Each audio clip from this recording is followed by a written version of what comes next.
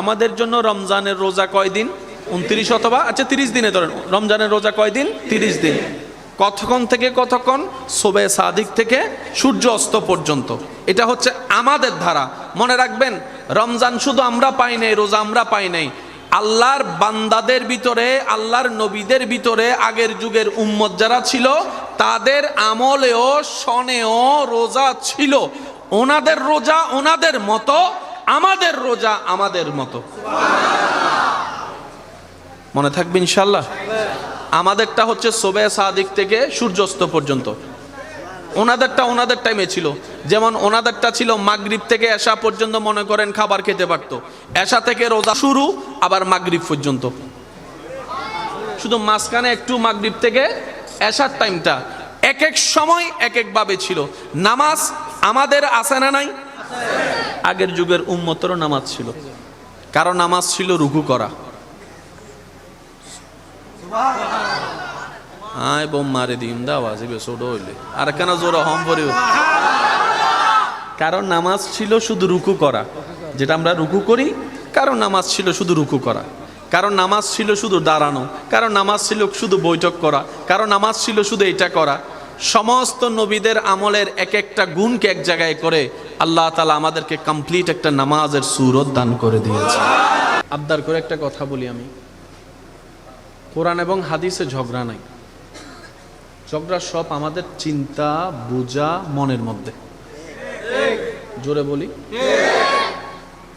আপনি দেখবেন কোরআনের একটি আয়াত সব জায়গায় সেম। একটি আয়াত যদি ধরেন, সেটা সব কিতাবেই, কিন্তু অর্থের দিকে গেলে ভিন্নতা দেখা যায়, ব্যাখ্যার দিকে গেলে ভিন্নতা দেখা যায়। তো অর্থ এমন কেন? যে যেমন বুঝেছে, যে যেমন বুঝেছে। জোরে বলেন, যে যেমন বুঝেছে। বেজালটা হচ্ছে যে আমাদের ভিতরে।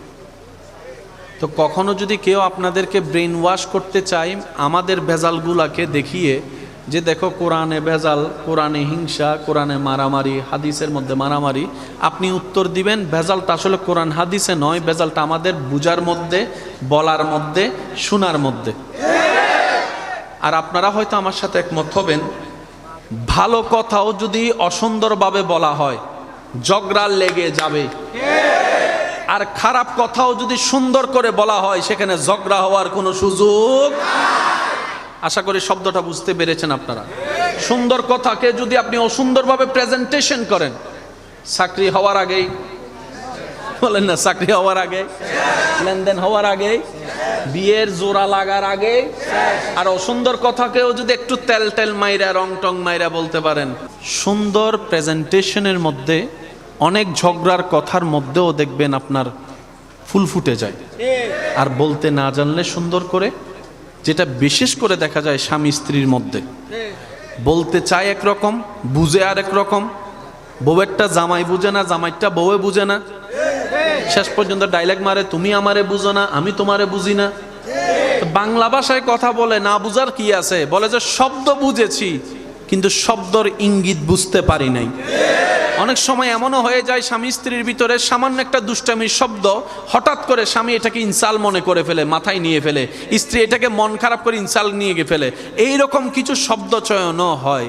সেজন্য বলে বুঝে বুঝে অল্প বলো, কথা বলো অল্প বলো, বুঝে বুঝে কথা বলো, অল্প বলো।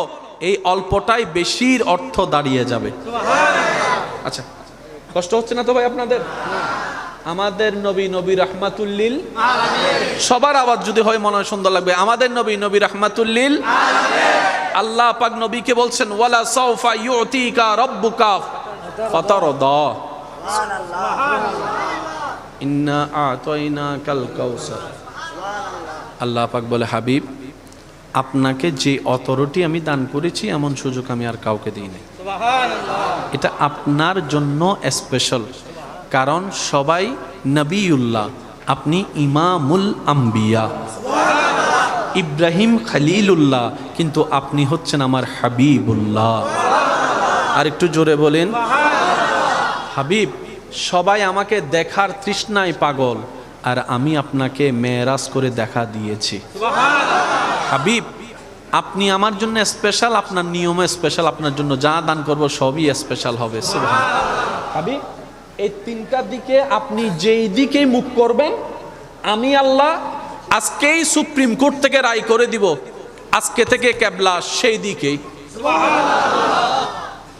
এবার বলেন, আল্লাহ নবীকে সুযোগ দিছে কি দেন নাই? নবী আল্লাহকে, আল্লাহ নবীকে সুযোগ দিছে কি দেন নাই? অনুমতি দিছে কি দেন নাই?